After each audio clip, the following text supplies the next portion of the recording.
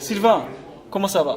Ça va très bien. Ça va très bien? Très bien, Bon, au est-ce top. que tu peux te présenter un petit peu, raconte ton histoire, ton parcours, à quel moment tu as eu ce déclic Ouais. pour avoir les résultats que tu as aujourd'hui dans ta vie?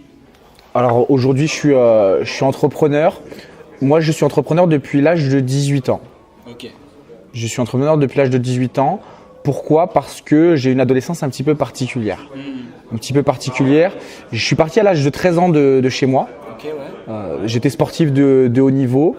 Je voyais ma famille très rarement, 15 jours à l'année. Et à 18 ans, j'ai échoué sportivement. Ok. J'ai échoué sportivement, sauf que j'étais malheureux pendant une phase de mon adolescence. Ouais, j'étais malheureux et donc je me suis dit à 18 ans, Sylvain, tu dois prendre le contrôle de ta vie, quoi. Ouais. Tu dois prendre le contrôle de ta vie, prendre la responsabilité des événements, en tout cas de la perception que tu as des événements. Donc j'ai décidé d'être entrepreneur avant même de commencer à étudier ce que j'allais Ouais. donner. Tu vois. Mais c'est quoi qui t'a fait ce déclic-là comme ça? C'est cette envie de être entrepreneur, c'est décider. Ouais. Tu l'as décidé de ta life. C'est exactement ça. L'envie de décider de ma vie. Ok, d'accord. Alors, et ensuite, qu'est-ce qui s'est passé? Alors donc du coup à 18 ans, j'étais auto-entrepreneur, j'ai fait toutes les erreurs, toutes les bêtises que tu peux faire quand t'es pas formé, quoi. Donc, Ouais. donc de 18 à 20 ans, j'ai beaucoup galéré. J'étais coach sportif personnel, mais je gagnais pas très bien ma vie, quoi. Je travaillais tôt le matin, tard le soir. Au milieu de 9h à 18h, j'étais en cours. Ouais. J'étais à la fac à côté.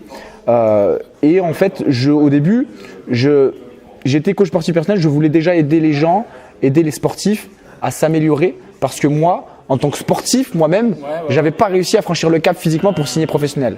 Ok. Donc ça a duré pendant 2 ans, de 18 à 20 ans.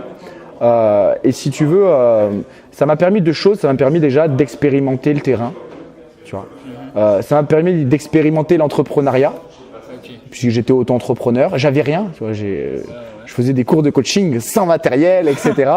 Et je savais pas vendre, etc. Donc j'ai fait toutes les erreurs que peut faire un entrepreneur. Donc pas de système de prospection, pas de système de vente, un service de merde, tu vois. Donc si tu veux, je faisais plein d'erreurs.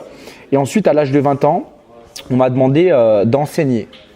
Et j'ai commencé à enseigner, à faire des conférences à 20 ans. Ah, ok, d'accord. Et là, je sentais que ça m'animait encore plus.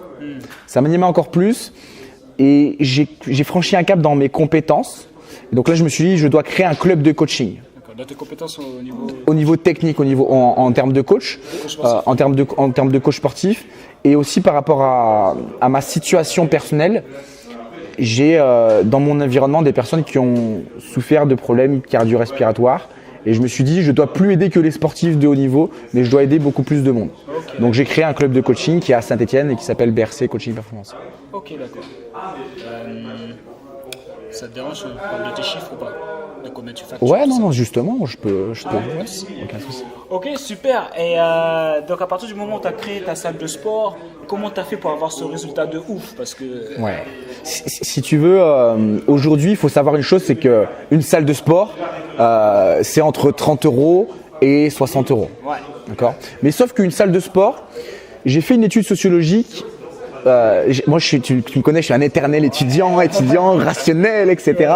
J'ai fait Cerveau gauche. cerveau gauche. J'ai fait une étude sociologique où je me suis rendu compte d'une chose. J'ai analysé plus de 20 centres de remise en forme et 90% des gens qui s'inscrivent dans une salle de sport, ils y vont plus au bout de 2 mois. Donc 90% des gens, Ouais. tu vois, aujourd'hui 90% des gens sont prêts à donner environ 50 € par mois. Ouais. D'accord. Mais sauf que le premier mois, c'est un investissement, Ouais. puisqu'ils y vont. Ouais, voilà. Ok. Deuxième mois, c'est un investissement. Ouais. Et ensuite, 3, 4, 5, 6, 7, 8, 9, 10, 11, 12, ils continuent de payer, mais ils y vont jamais. C'est ça le truc. Ok. Donc je me suis dit aujourd'hui, il y a quand même 90% de la population. Il faut savoir qu'il y a 6 millions de Français qui vont dans des salles de sport. Ah, je pensais pas autant. Il y en a 6 millions, donc si tu veux, il y a 5 millions de Français qui donnent de l'argent comme ça, quoi. Et je me suis dit, tu dois aider ces personnes-là, puisqu'il y a des personnes qui ont eu ces ambitions, puisqu'elles sont allées dans une salle de sport, Bah ouais. mais au final, la salle n'avait pas répondu à ses attentes. Donc j'ai créé mon club de coaching, donc on fait que du coaching privé haut de gamme. D'accord. Et combien tu prices alors? Voilà, donc j'ai commencé à pricer par rapport à mon histoire. Et c'est pour ça que je dis tout le temps, il n'y a pas de bon ou de mauvais business model. Il y a un business model que tu dois incarner. Et si tu veux, un jour, ma maman qui gagne pas des masses, qui gagne bien sa vie, mais pas des masses, elle m'a dit, là, tu fais des coachings privés, individuels, à 50, 60 euros de l'heure, mais je pourrais jamais te donner 400 euros. Par contre, j'ai besoin de toi. Et je lui ai dit, écoute, maman, combien tu serais prêt à investir? Et elle m'a dit, 97 euros, 100 euros par mois. Autour de 100 euros par mois. Et donc, du coup, aujourd'hui, moi, j'ai tout le modèle économique de mon club, c'était de faire du coaching privé en small group. Autour de 100 euros par mois. Donc ensuite, les gens sont prêts peut-être à investir 2 billets de 50 euros et avoir du résultat. Voilà. Donc ça, c'était les débuts et ensuite, voilà, on est monté sur. J'apportais tellement de valeur aux gens. On m'a demandé de créer des formules encore avec plus de valeur. Donc aujourd'hui, j'ai une formule à 12 000 euros. Quoi. Donc je suis le. 12 000 euros. C'est ça. Voilà. Ah, ils vont rager dans les commentaires, ils vont dire c'est pas possible. Voilà. Tapez un BRC Coaching Performance. Je suis le seul club, il y a 6 000 clubs en France et je suis le seul club à vendre du 12 000 euros parce qu'on apporte une valeur exceptionnelle derrière. Voilà, c'est ça, parce que c'est important, les gars.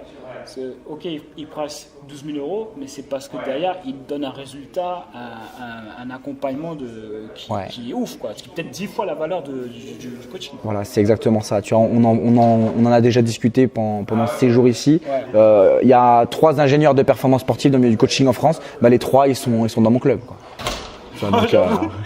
Donc en termes de valeur, ça place. Ça passe à barre bien haute. C'est ça. Donc comme quoi, quand on dit qu'il n'y a pas d'argent, c'est juste qu'en fait, tu n'as pas solutionné le besoin de quelqu'un là. Et l'avantage de ta façon de fonctionner, parce qu'en fait, pour faire de l'argent, en gros, c'est où tu vends pas cher. Donc du coup, c'est pas un argument en fait de pas vendre pas cher parce que tu vas te mettre en concurrence avec tout le monde et ça va être la misère. Il vaut mieux se placer sur du vraiment tarif super élevé et avoir des gens qui sont pas chiants et qui payent en plus. Si tu veux, aujourd'hui, j'analyse moi beaucoup les business et aujourd'hui, soit tu fais du low cost, mais vraiment du low cost et t'exploses, ou soit tu es aussi sur un marché un peu plus haut de gamme, quoi. Voilà, tout simplement. Et donc du coup, tu fais plus de chiffres. Tu penses qu'on fait plus de chiffres en étant low cost ou en étant sur un tarif élevé? Je pense qu'il n'y a pas de vérité. D'accord. Il n'y a pas de vérité. Je suis persuadé d'une chose, c'est qu'en tout cas, il faut être en accord avec son business model.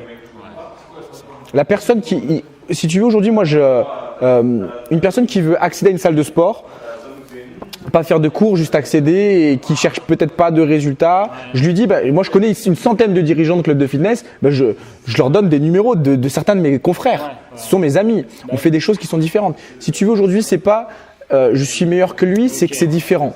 Le low cost, par exemple, Basic Fit, tout le monde connaît ça en France. Et ils sont, je sais pas, à 25 euros par mois. C'est un service qui est différent. Ils réussissent très très bien. Moi, j'apporte un service qui est différent, mais à 12 000. Donc, il n'y a pas de mauvaise ou bonne réponse sur le business model. Il faut juste que tu sois en accord avec toi-même. Si tu fais du low cost, il faut être en accord à vouloir impacter beaucoup de monde. Mais par contre, avec du low cost, tu ne vas pas pouvoir apporter énormément de valeur. Ouais, c'est ça. D'accord. Ok, super. Voilà. Est-ce que tu pourrais donner par exemple 3 conseils aux personnes qui voudraient se lancer dans l'entrepreneuriat? Parce que là, c'est une chaîne d'entrepreneuriat, les gars veulent se lancer. Ouais. Est-ce que tu pourrais les aider là-dessus? 3 conseils. Le premier conseil que je dirais, c'est être entrepreneur, c'est décider. Si tu veux, aujourd'hui, moi, j'ai commencé à 18 ans. J'avais pas d'argent. Je savais pas trop quoi faire de ma vie. Puisque de mes 3 ans à 18 ans, c'était que le football.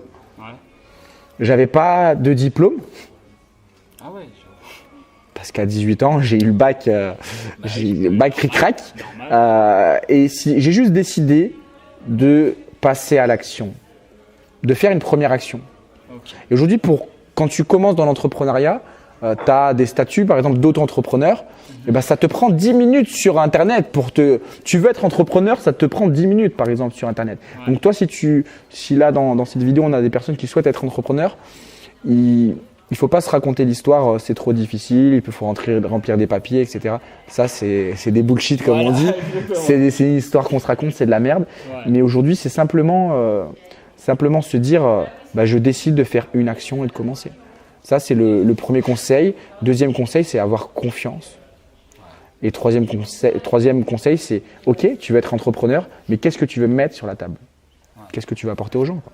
Et tu sais, toi, tu me connais, j'ai une vision très binaire. Ouais. Il y a le monde, ses besoins, ses problèmes. Et si tu veux être entrepreneur, c'est que tu veux impacter un de ces problèmes-là. Ouais, c'est ça. Et souvent, les gens, ils courent après l'argent alors qu'ils devraient courir après les besoins des gens, en fait. C'est exactement ça. C'est ça, c'est ça l'erreur que souvent on fait.